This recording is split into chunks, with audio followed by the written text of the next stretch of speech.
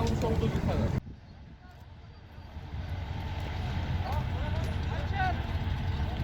Cehenneme.